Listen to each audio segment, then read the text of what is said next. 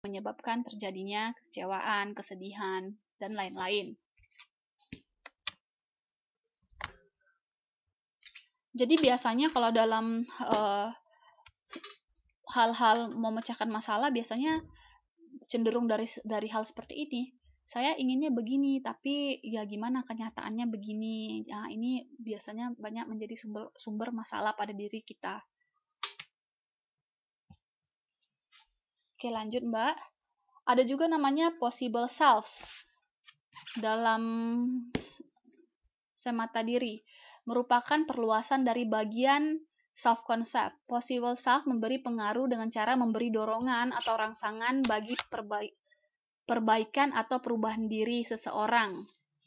Nah, dalam hal possible self ini katanya itu adalah yang memberi pengaruh pada diri kita untuk berubah. Contohnya di sini dia beri, misalnya seseorang yang bertubuh gemuk yang membayangkan dirinya kurus akan berlatih lebih giat di pusat kebugaran daripada orang yang tidak membayangkan kemungkinan akan kurus. Possible self juga berdampak pada ketidaksesuaian antara estimasi diri dengan penilaian orang lain. Maksudnya di sini possible self ini adalah itu ketika kita merasa ada suatu dorongan dari diri kita atau kita melakukan suatu usaha untuk melakukan perubahan pada diri kita, itu disebut dengan possible selves. Misalnya Mbak membayangkan diri Mbak misalnya Mbak gendut atau Mbak kurus. Misalnya Mbak gendut ingin kurus atau kurus ingin gendut, itulah contohnya. Ketika kita membayangkan diri kita kurus ataupun diri kita menjadi gendut, itu disebut dengan possible self. Jadi itu adalah suatu dorongan. Ketika kita membayangkan itu, wah, kalau aku kurus kayaknya bagus ya, atau wah, kalau aku lebih gendut kayaknya bagus ya. Jadi hal itu mendorong kita untuk melakukan misalnya diet kah, atau menaikkan berat badan kah, daripada orang yang tidak memiliki possible self sama sekali.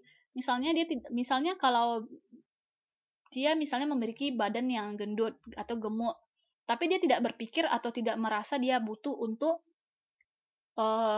kurus, ya biasanya kan itu tidak terjadi, dia nggak akan kurus. Beda sama orang yang memiliki possible self, dia gendut terus dia membayangkan dirinya kurus, biasanya itu akan mendorong dia untuk menguruskan diri.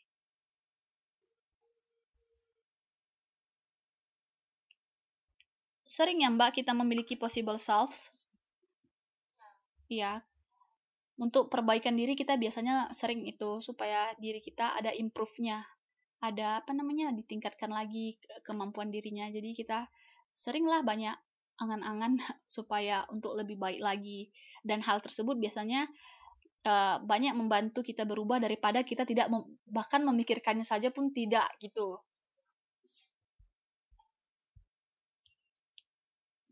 Oke.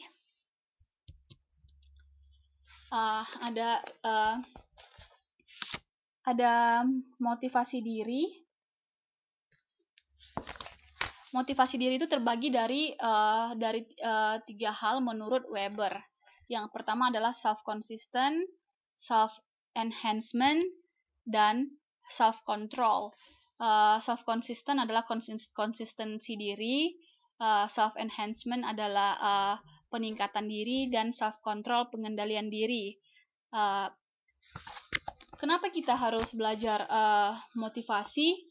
Karena katanya di sini di pembukaan katanya, mengapa kita termotivasi untuk melakukan sesuatu, atau sebaliknya, mengapa kita tidak memiliki motivasi untuk melakukan sesuatu. Jadi, kenapa kita termotivasi dan kenapa kita tidak termotivasi, menurut si Weber ini dipengaruhi oleh 3 hal ini.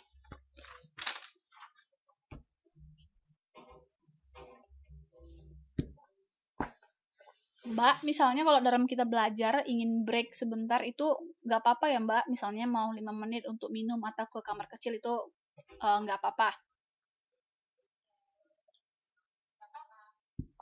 Oke, lanjut.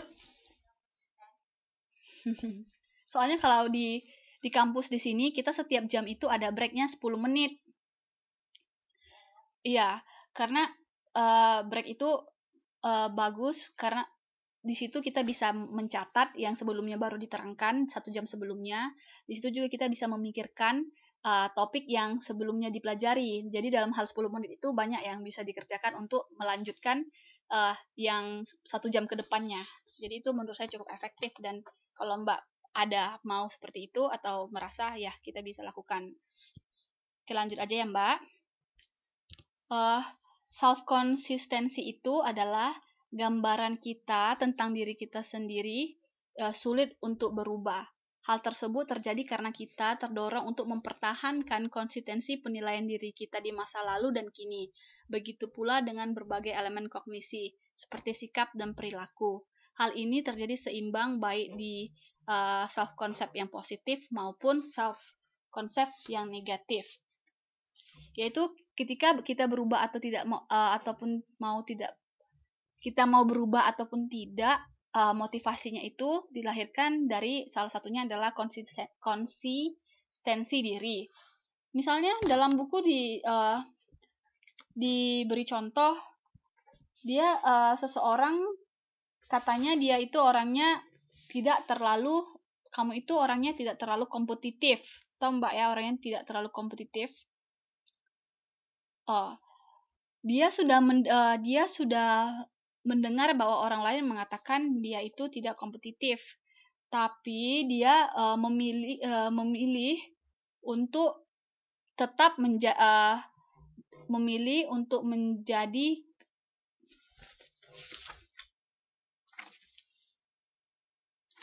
saya belum ceritakan awalnya.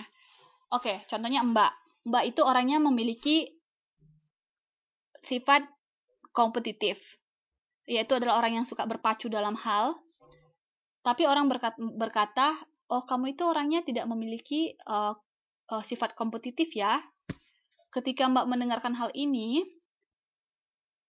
Mbak tetap menjadi orang yang kompetitif daripada berubah menjadi orang yang tidak kompetitif berdasarkan apa yang dibilang oleh orang lain. Jadi, Mbak nggak mau menyesuaikan diri berdasarkan apa yang dibilang orang lain terhadap Mbak. Mbak tetap menjadi diri Mbak sendiri. Itu makna singkatnya. Misalnya, ini bisa jadi hal negatif, katanya bisa juga hal positif. Tadi kan halnya yang positif, karena kompetitif itu kan bisa negatif, bisa positif, tapi biasanya sifat kompetitif itu dia ingin maju, dan itu biasanya positif. Jadi dia tetap pada pendiriannya, yaitu adalah menjadi orang yang kompetitif. Walaupun orang lain berkata dia tidak kompetitif, dia yang tidak mau menyesuaikan dirinya dengan pendapat orang lain. Dia tetap menjadi dirinya sendiri. Nah, itu salah satu motivasi diri untuk berubah ataupun tidak berubah. Itu adalah adanya dari konsistensi diri.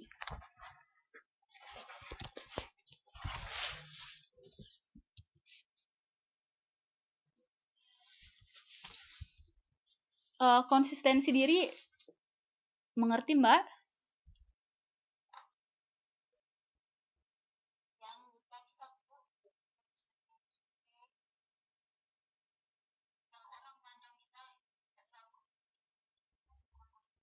Iya. Itu contoh dari buku. Misalnya misalnya orang mempengaruhi Mbak untuk melakukan sesuatu, misalnya untuk berbuat curang. Mbak orangnya nggak suka curang, tapi orang bilang ya udah nggak apa-apa, sekali ini aja curang, memberikan alasan-alasan. Tapi Mbak tetap pada pendirian Mbak untuk menjadi orang yang tidak curang. Nah, itu adalah konsistensi diri, yaitu ada konsisten, tidak berubah dengan apa yang sudah dia pegang atau terapkan pada dirinya.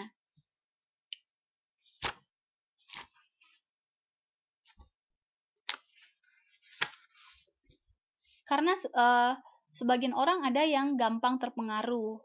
Mungkin dalam beberapa hal bagus, misalnya dia dinasehati hal baik, dia gampang nurut atau dia mau. Tapi ada juga yang dia itu sangat bersiteguh sama pemegangannya sendiri, pemikirannya sendiri, itu disebut konsisten diri. Konsisten, dia konsisten. Katanya ini seimbang. Kalau kita lihat, kalau itu bisa ditempatkan dalam hal negatif, bisa ditempatkan dalam hal positif.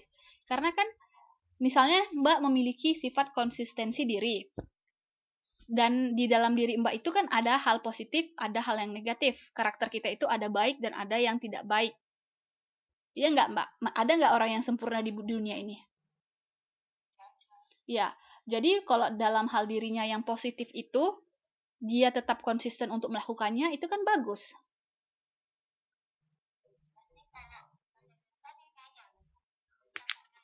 Kalau itu yang negatifnya, misalnya dia memiliki karakter negatif, tapi dia tidak mau berubah, nah, itu bisa jadi ngeyel. Atau orang bilang, aduh kamu ini keras kepala sekali ya.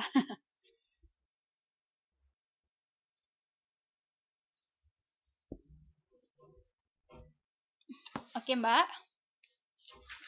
Oke. Leon Festinger mengidentifikasi dua keadaan yang menimbulkan kebutuhan atau pembenaran diri, yaitu insufficient justification dan decision making.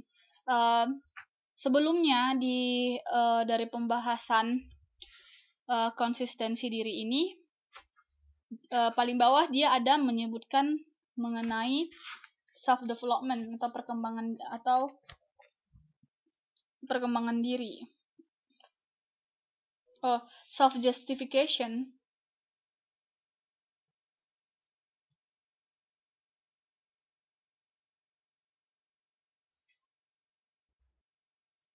Pembenaran diri. Biasa kenapa ini dikaitkan dengan konsistensi? Mungkin dia memiliki alasan-alasan tertentu gitu melakukan konsistensi ini. Salah satunya itu adalah pembenaran diri. Dan pembenaran diri bisa kita lihat contohnya dulu ya dari yang dua ini Mbak. Nanti kita putuskan apakah itu negatif ataupun positif. Yang pertama katanya adalah keadaan adanya insufficient justification atau pembenaran yang tidak cukup. Ketika seseorang berbuat sesuatu yang tidak mendapat kebenaran, mungkin dia membangun rasionalisasi self justification untuk